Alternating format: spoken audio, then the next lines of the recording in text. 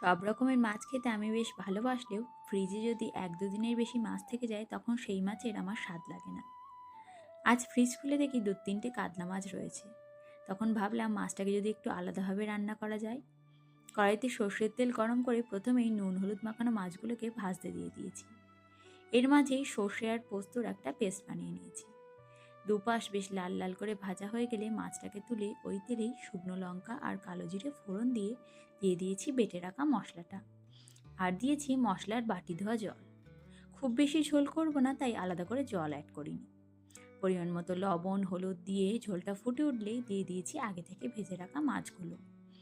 সর্ষে খুব বেশি রান্না করলে তেতো হয়ে যায়, এর আগে আমার এরকম এক্সপেরিয়েন্স হয়েছে, তাই খুব বেশি রান্না করিনি। ঝোলটা ফুটে উঠলে নামানোর আগে দিয়ে দিয়েছি কয়েকটা চেরা কাঁচা লঙ্কা।